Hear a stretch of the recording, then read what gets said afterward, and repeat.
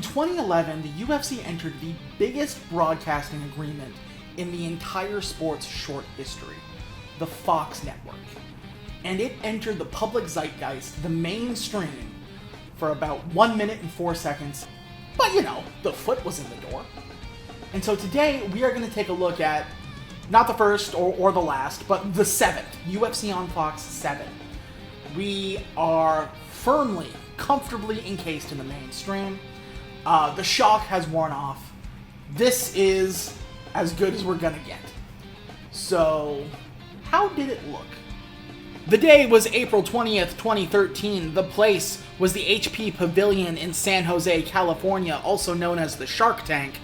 13,506 people paid a total of $1.33 million, and 3.7 million viewers watched on the Fox network. 1.3 million viewers were confused as to where their rerun of Bob's Burgers was. The reason we're covering this card in particular is because we ran a poll a couple of months ago for events featuring fighters who fought for titles in their UFC debut.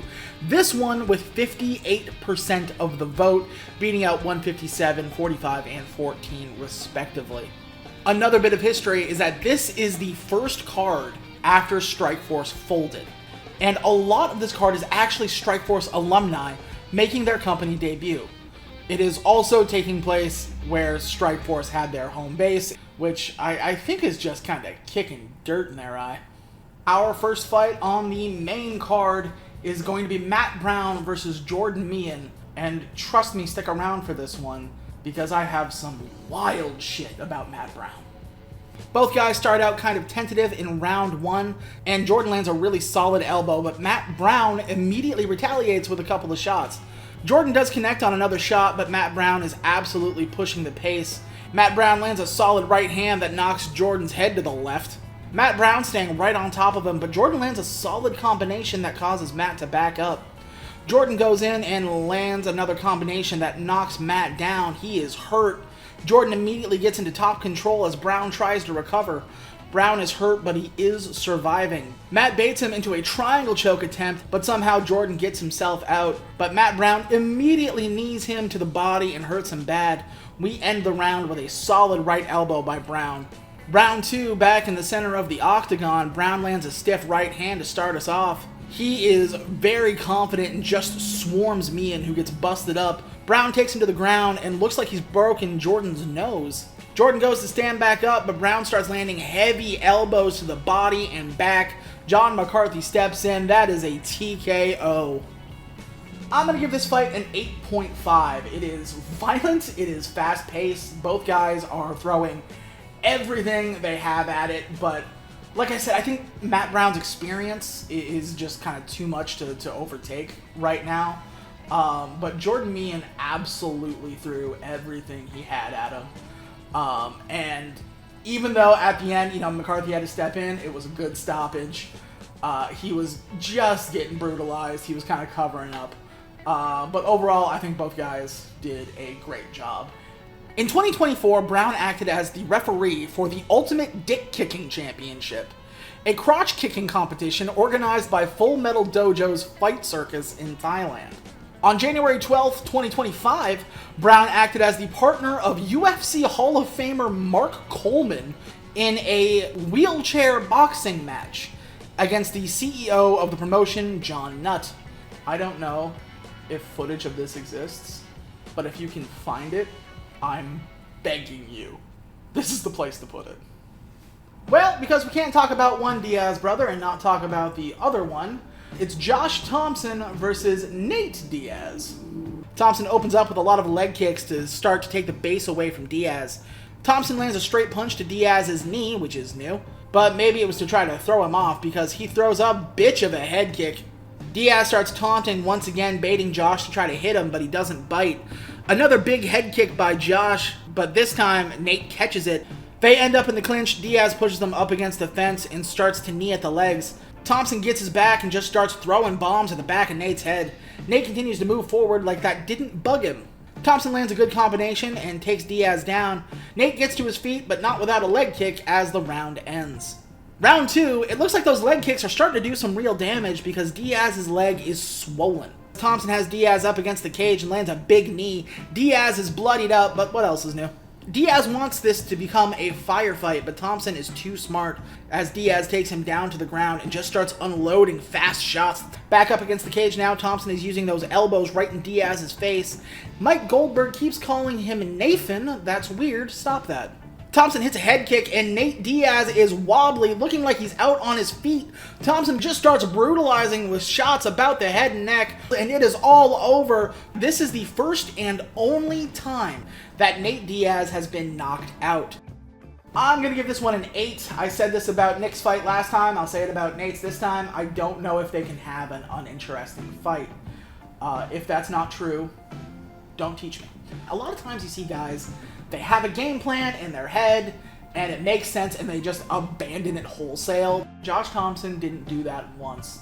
And just for the sake of watching Diaz get knocked out in general, that's a crazy moment. So yeah, so far we're 2 for 2 on this one. Now we go from an early UFC contender to an early UFC mainstay. It's Daniel Cormier making his UFC debut against Frank Mir.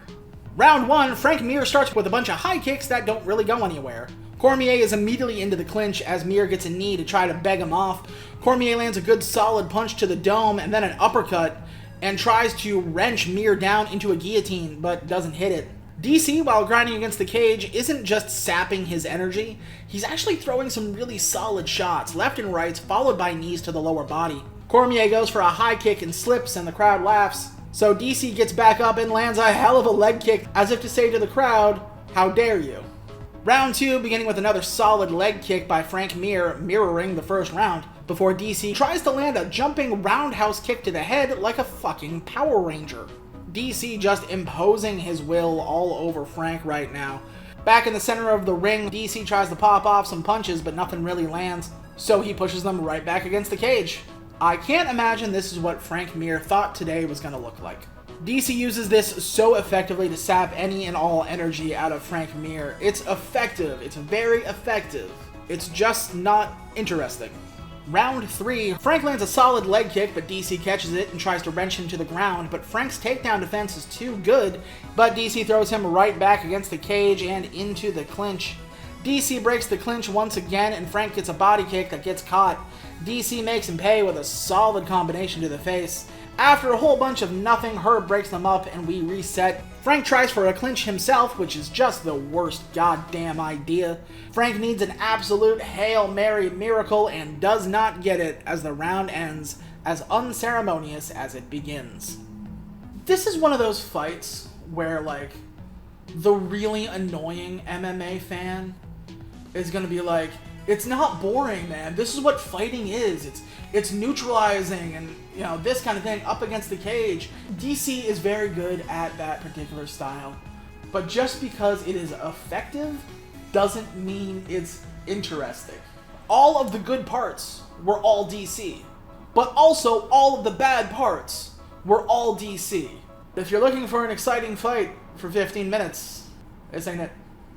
And now, ladies and gentlemen, for the reason we are all here, it is the Strikeforce lightweight champion Gilbert Melendez taking on the UFC lightweight champion Benson Henderson. Gilbert Melendez single-handedly owned Strikeforce's lightweight division. Coming in at 21-3, his reign over the division took out the likes of Josh Thompson, Shinya Aoki, and Jorge Masvidal. Now that I've bigged up Melendez, let's talk Henderson. He is considered one of the greatest lightweight MMA fighters of all time. He won the belt against Frankie Edgar in 2012 at UFC 144, and he would have to run over Edgar again and Nate Diaz to get where we're at. He was called Fighter of the Year for 2012, and actually hasn't been in the UFC for that long, making his debut in 2011 at UFC 129, fighting 7 times in the last 2 years. Things start out fast as Melendez tries to make a play, but he gets popped in the mouth. Henderson goes for a leg kick, but it gets caught and he gets tripped up. Henderson works his way up and eats a knee on the way. Henderson goes for a body kick and gets caught by Melendez, but he ends up against the cage. They break apart. Melendez keeps up the pressure with a left hook to the brain. A lot of really solid leg kicks by Henderson, trying to keep Melendez as honest as he can. A nice combination by Gilbert. Henderson goes for another leg kick and it gets caught. They get thrown to the ground, and Gilbert gets him with a running Busakai knee as the round ends. Round 2, Melendez's corner tells him to stay right where he is pace-wise. Every time Henderson throws a body kick, he gets caught by Gilbert. If this is your first interaction with Gilbert Melendez, you can see why he was champion for so long. Henderson gets another good knee to the body. It does get caught, but not after it does some damage. Henderson was told to pick up the pace and not fall into Gilbert's rhythm, and I don't know that he's done that so far, as Gilbert throws a looping right hand that knocks Henderson against the cage. They collide in the center of the ring and start throwing combinations. The momentum is starting to shift after a fairly Melendez-heavy first round. We start off with another solid combination by Melendez at the beginning of round 3. Henderson finally landing that right kick that knocks Melendez over. Henderson tries to go for a takedown, but Melendez's defense is too good. Henderson gets back and they end up in the clinch up against the cage. A lot of knees by Henderson. It looks like Henderson wants to go for a side kick instead of a leg kick, but he can't quite get it off, so he goes back into the clinch and throws him against the cage. These guys are just scrapping at this point. This round ends as Henderson throws a big leg kick that knocks both men down. Fuck any and all sort of technique. We are in the championship rounds now. Henderson leads with a big high kick that gets blocked. Melendez misses a combination and Henderson goes for a takedown that gets thrown away immediately. Henderson goes for another kick to the body, but it's caught again. Henderson goes for another takedown, but Melendez sprawls and both men get to their feet almost immediately because in this fight, the floor is lava. Henderson has picked up the pace significantly, especially with his shots. Gilbert not so much, as he might be falling behind on the cards at this point. Melendez brings a big right hand that shakes Henderson a little bit as the round ends. Round 5, Henderson goes for another leg kick that gets caught, and they start to scrap immediately. Henderson throws a jumping switch kick that gets blocked. Melendez starts swinging for the fences, lands a right hand, but it was returned immediately by Henderson.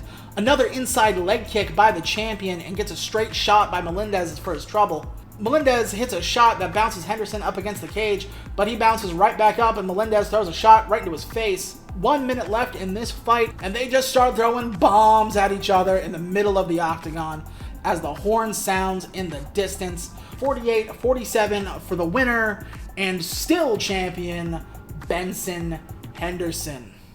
I was knocking around the score for a little bit when I watched this fight last night to right now as I was talking about it.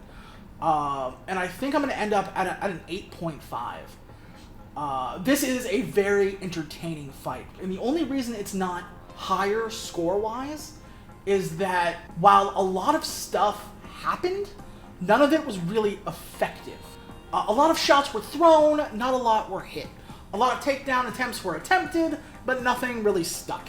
But I was entertained for the entire 25 minutes.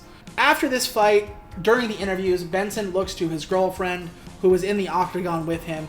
He grabs a ring box from the corner and proposes to her as the crowd boos because they're all a bunch of dumbasses. Overall, I'm going to give this card an 8. I contemplated if the DC versus Frank Mir fight would lower it more than that, but at the end of the day, I think the other 3 fights more than make up for its lacking. If this was somebody's first interaction with the sport, I don't think it's a bad one. If you want to watch just one fight out of the whole thing and you got 30 minutes to spare, the main event is your baby. It is constant action. There's always something going on. A good, solid fight for a 5-round championship fight. Did you watch this when it was on TV? Did you watch any of the UFC on Fox cards? Let us know in the comments below what your favorite fight was, how you thought this on Fox experiment went. Or if you want to catch us up on social media, we are everywhere at It's Not Cagefighting, be it Twitter, be it Blue Sky, be it TikTok. Are we on TikTok? Those other 2, definitely. And also, if you have some money burning a hole in your pocket and you want to see more of what we do and you want to have a say in what we do, you can go ahead and go over to patreon.com/itsnotcagefighting, where you get a ton of shit. You get the videos early, and if you go to our max tier, if you go $10, you can pick yourself any MMA card for us to do here on the Retro Review. Plus, you would be directly helping us out which, you know, we would appreciate it. But I hope you guys enjoyed the video the way I enjoyed making it. Thank you very, very much for watching, and we will see you next time.